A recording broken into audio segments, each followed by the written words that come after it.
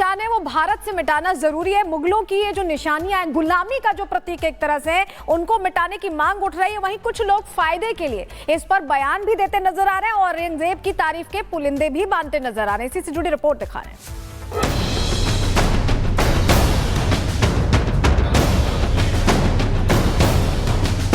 औरंगजेब का महिमा मंडन कर उसे सेकुलर साबित करने की होड़ कांग्रेस पार्टी समेत सियासतदानों में खूब मची रहती है।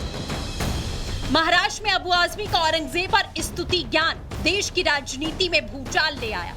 औरंगजेब की क्रूरता और हिंदुओं के खिलाफ नफरत इतिहास का वो काला अध्याय है जिसे मिटाने की साजिश रची जाती रही।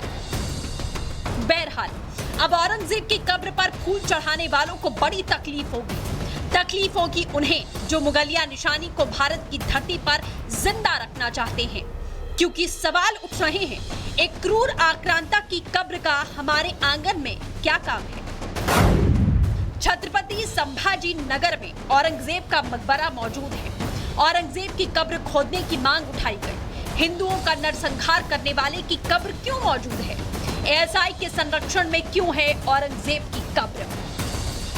साहेब, आम्हालाही प्रत्येकाला असंच वाटतं, फक्त काही गोष्टी कायद्याने करावे लागतात कारण ती संरक्षित आहे।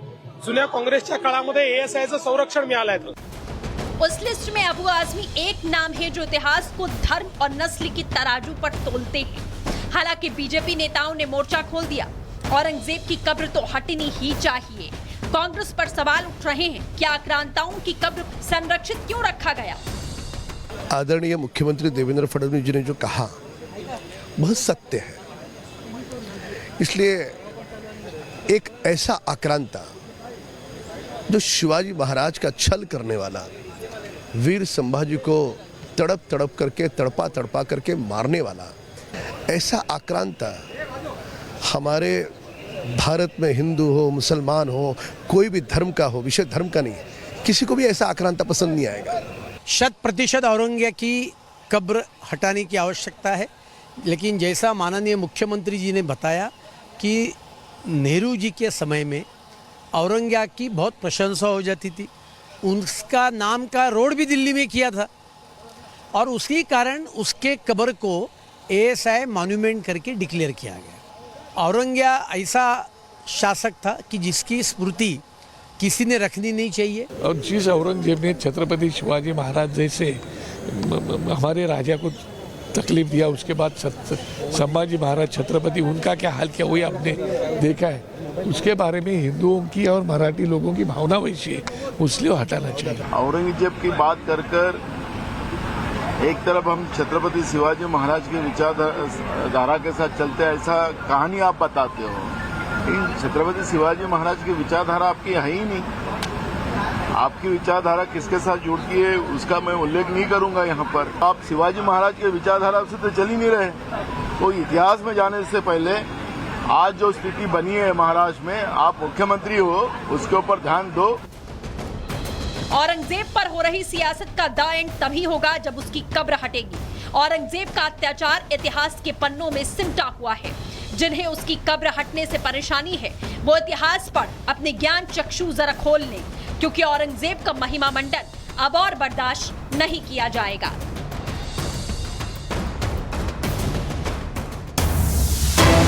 बड़ी खबर, बीजेपी विधायक केतकी सिंह ने की मांग, मेडिकल कॉलेजों में मुस्लिमों की एंट्री बैन हो। मेडिकल कॉलेजों में मुस्लिमों के लिए अलग से इमारत बने, ये बीजेपी विधायक की तरफ से मांग की जा रही है। बीजेपी विधायक केतकी सिंह ने बड़ी मांग की है। आपको सुनवाते क्या कुछ कहा। मुसलमानों को तय करना है ना, क्योंकि भाई जब होली होती है तो उनको दिक्कत, रामनवमी होती है तो उनको दिक्कत, दुर्गा पूजा होती है तो उनको दिक्कत, तो हम लोग के साथ इलाज कराने में भी हो सकता है उनको कोई दिक्कत हो। तो मैं तो मांग करती हूँ महाराज जी से, कितना खर्चा हो रहा है तो एक कमरा बना ही दिया जाए और एक बिल्डिंग एक तरफ विंग बना दी जाए कि आप जाके अपना इलाज वहाँ करा लो भैया, हमारे साथ अगर आपको रहने में दिक्कत है तो, क्योंकि हमारा इलाज तो होना ही होना है और अच्छे से होना है।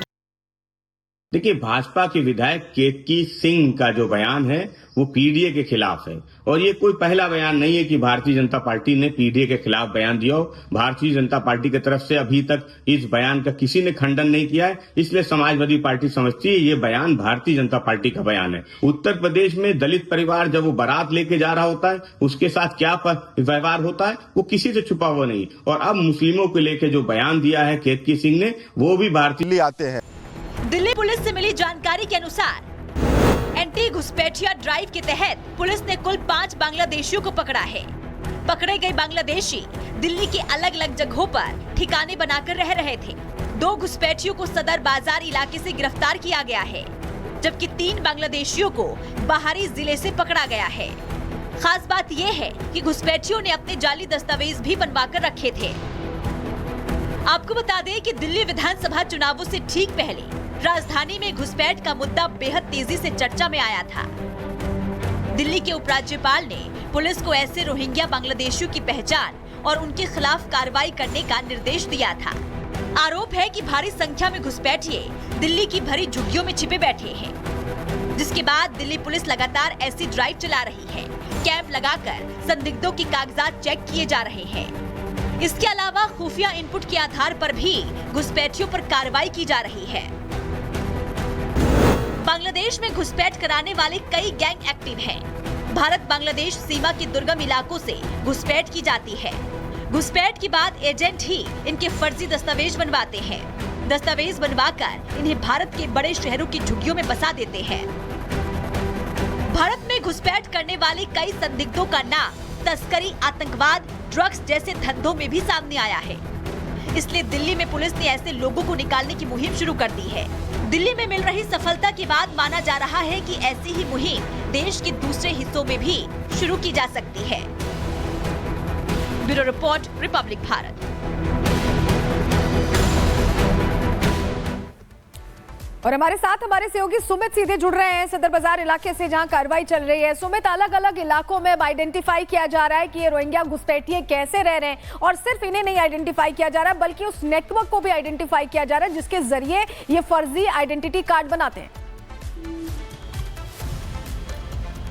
बिल्कुल, और पूरे देश के अंदर ये ड्राइव इस तरीके चल रही है। राजधानी दिल्ली की अगर हम बात करें तो सदर थाना इलाका जहां पर इस वक्त हम मौजूद हैं, जहां पर बड़ी कार्रवाई की गई। 5 जो बांग्लादेशी उन्हें पकड़ा गया है, और आप यहां पर देखिए जहां पर 2 बांग्लादेशी जिन्हें सदर थाना के अंदर यहां पर रखा गया, मोहम्मद बिलाल और मोहम्मद फारूक, ये 2 बांग्लादेशी जिन्हें कल पकड़ा गया था। ड्राइव जिस तरीके से पूरे सदर इलाके में चलाई गई थी, और इसके अलावा 3 जो हैं वो बाहरी जिले नागलोई इलाके की तरफ जो है बांग्लादेशी, यानी कुल मिलाकर 5 राजधानी दिल्ली के अंदर ही बांग्लादेशी को पकड़ा गया है। मोहम्मद बिलाल और मोहम्मद फारूक जिन्हें थाने के अंदर रखा गया, उसमें से मोहम्मद जो बिलाल है वो पिता है और जो फारूक है वो बेटा है, यानी ये दोनों बाप बेटे हैं जो लंबे वक्त थे दिल्ली के सदर इलाके में यहां पर रह रहे थे। और बड़ी बात यह है कि जो इसका पिता है बिलाल, उस पर लूट का जो मामला है वो भी दर्ज है, और इसीलिए बांग्लादेशियों के खिलाफ ये बड़ी कार्रवाई लगातार जारी है। और बड़ी जानकारी आपको दें सदर इलाका, क्योंकि आज एक बार फिर से ड्राइव यहां पर चलाई जानी है, और इससे पहले भी जो तमाम डॉक्यूमेंट्स वेरिफिकेशन का काम पुलिस की तरफ से यहां पर किया गया था, जो अलग अलग इलाकों में लोग रह रहे हैं उनके आधार कार्ड के जरिए, उनके आइडेंटिटी कार्ड के जरिए उनकी पहचान यहां पर की जा रही है,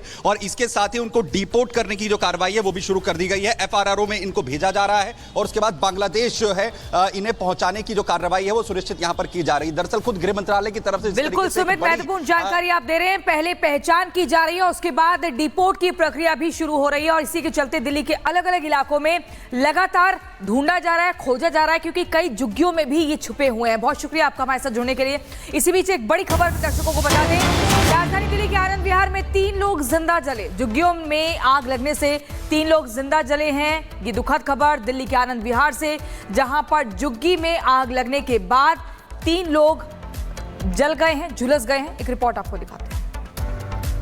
आनंद विहार के एजीसीआर इनक्लेव में देर रात आग लग गई। आग की चपेट में आने से 3 लोग जो है वो उनकी मौत हो जाती है, एक उसमें से गंभीर रूप से घायल हो जाता है। मेरे पीछे ये झुग्गी आपको नजर आ रही होगी, अभी फिलहाल झुग्गी नहीं दिख रही होगी, ये पूरी तरह से राख आपको नजर आ रहा होगा, लेकिन इसके पहले यहाँ पे एक झुग्गी हुआ करती थी। इस झुग्गी में 4 लोग रहते थे जो यूपी के रहने वाले बताए जा रहे हैं, लेकिन यहाँ पे आग लग जाती है जिसकी वजह से 3 लोग जो है पूरी तरह से जलकर राख हो जाते हैं। आग लगने का कारण क्या बताया जा रहा है, कुछ पता चला? तो इसमें दिया वगैरह जला रहे थे जैसे तेल से, तो लाइट तो थी नहीं,